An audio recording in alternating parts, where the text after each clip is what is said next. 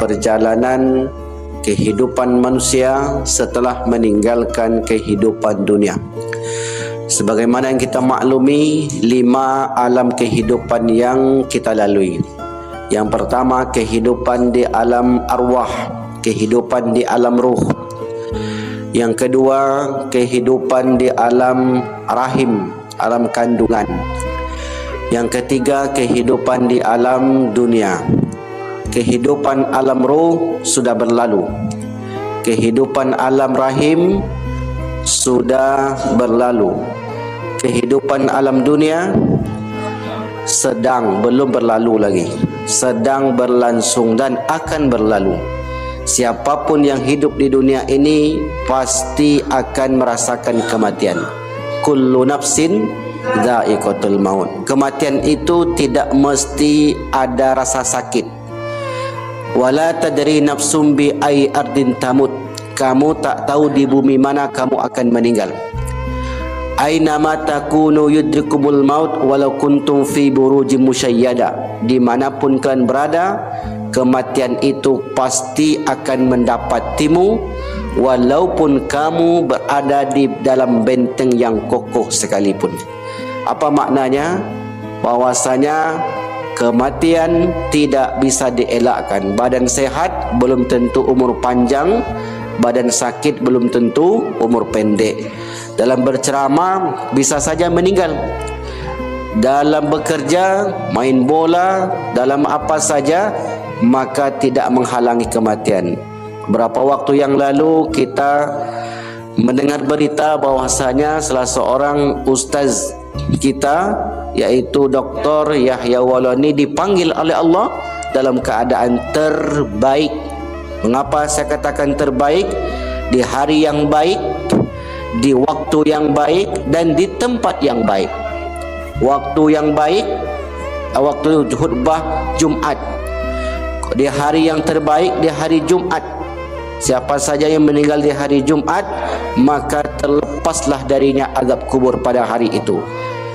Ma min muslimin yamutu yaumal jum'ah au lailatal jum'ah illa waqahullahu min azabil qabri.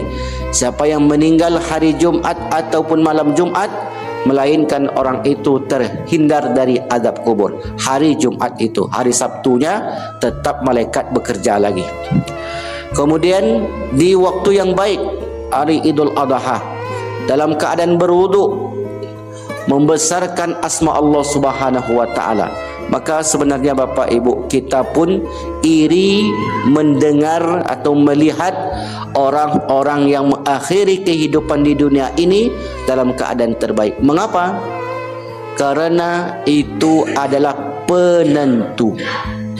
Ujung itu penentu.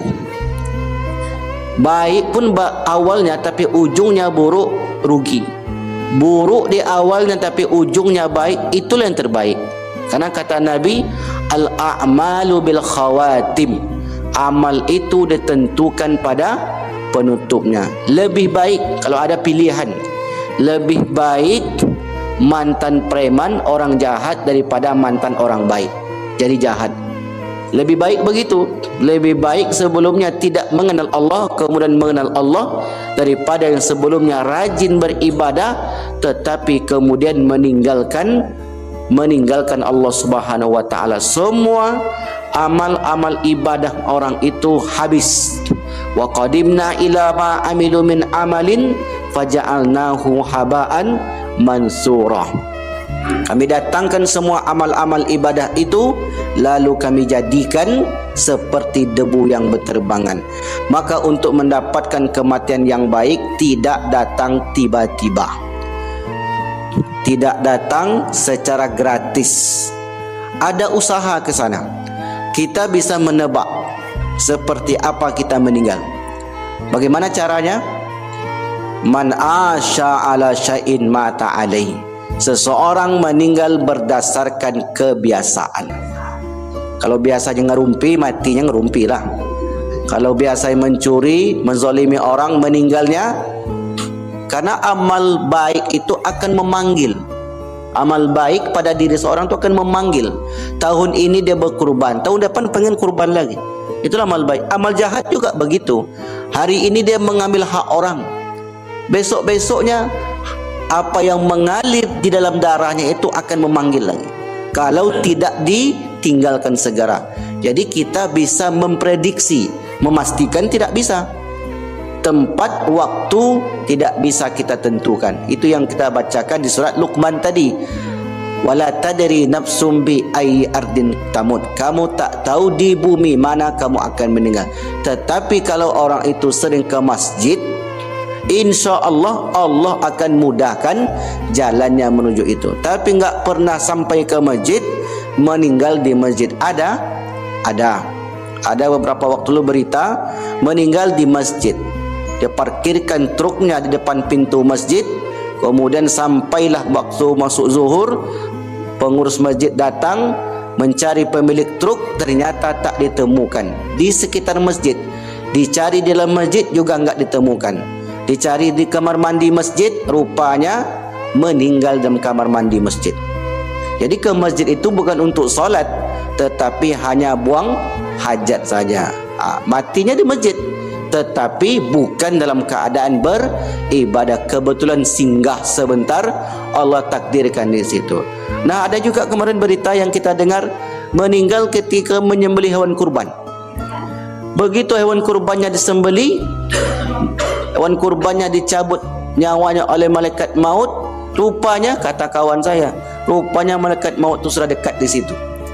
Itu hanya perduga kita saja. Malaikat maut itu enggak mesti dekat dengan kita, Bapak Ibu.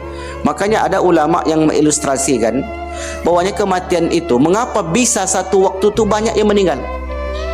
Gimana cara kerjanya malaikat maut? Maka dijawablah oleh ulama kita, mudah saja. Gimana caranya? Seperti bom waktu, jam 7 meledak 100 bom. Bisa enggak dibuat satu waktu meledak? Jadi tinggal cabut saja tali akinya itu. Sekali dicabut, meledaklah semuanya. Macam listrik ini, bisa enggak satu kecamatan ini dimatikan satu waktu? Ya bisa, tinggal dicabut saja. Yang di pusat, di mana pusatnya ini? Tinggal dicabut saja di situ, maka matilah semuanya. Nah, sebenarnya cara kerja malaikat maut tentu tidaklah serendah itu, pasti lebih canggih lagi. Oleh karena itu, Bapak Ibu yang dimuliakan Allah, tidak bisa kita elakkan yang namanya kematian. Karena tidak bisa dielakkan, maka kita harus